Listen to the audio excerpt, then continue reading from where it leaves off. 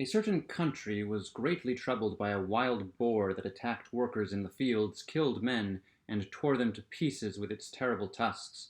The king of the country had offered rich rewards to anyone who would rid the land of this terror, but the beast was so huge and ferocious that no man could even be persuaded to enter the forest where the animal made its home.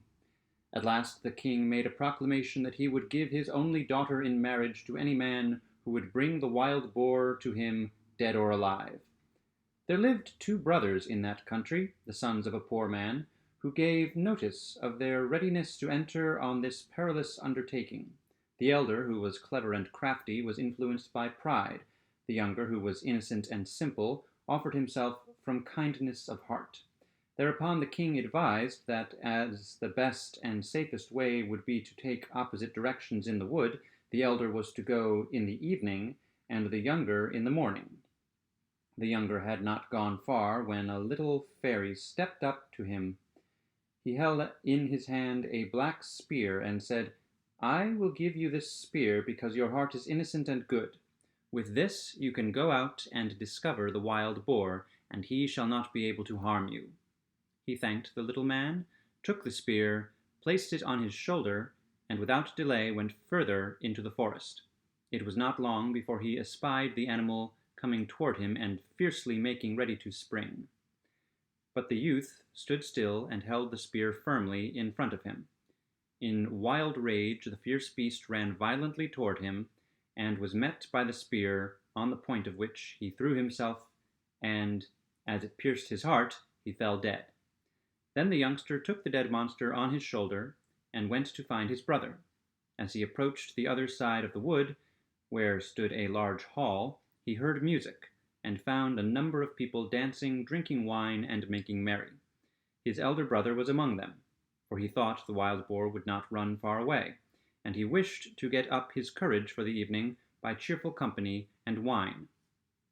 When he caught sight of his younger brother coming out of the forest laden with his booty, the most restless jealousy and malice rose in his heart, but he disguised his bitter feelings, and spoke kindly to his brother, and said, "Come in and stay with us, dear brother, and rest a while, and get up your strength by a cup of wine."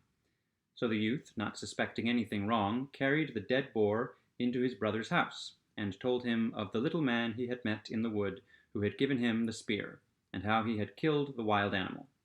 The elder brother persuaded him to stay and rest till the evening, and then they went out together in the twilight and walked by the river till it became quite dark. A little bridge lay across the river, over which they had to pass, and the elder brother let the young one go before him.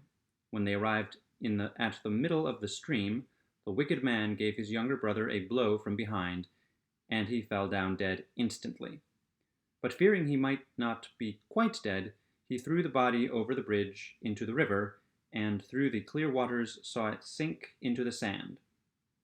After this wicked deed, he ran home quickly, took the dead wild boar on his shoulders, and carried it to the king, with the pretense that he had killed the animal, and that therefore he could claim the princess as his wife, according to the king's promise. But these dark deeds are not often concealed, for something happens to bring them to light.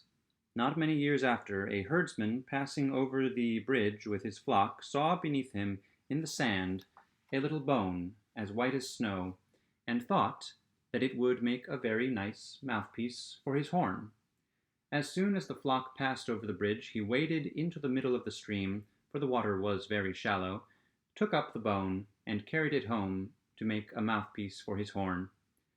But the first time he blew the horn, after the bone was in it, it filled the herdsman with wonder and amazement, for it began to sing of itself, and these were the words it sang: "Ah, dear shepherd, you are blowing your horn with one of my bones, which night and morn lie still unburied beneath the wave, where I was thrown in a sandy grave.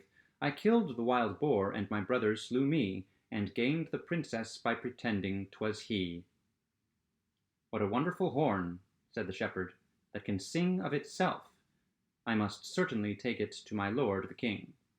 As soon as the horn was brought before the king and blown by the shepherd, it at once began to sing the same song, and the same words.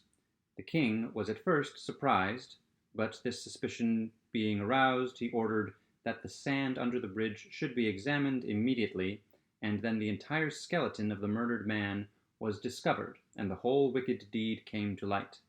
The wicked brother could not deny the deed. He was therefore ordered to be tied in a sack and drowned, while the remains of his murdered brother were carefully carried to the churchyard and laid to rest in a beautiful grave.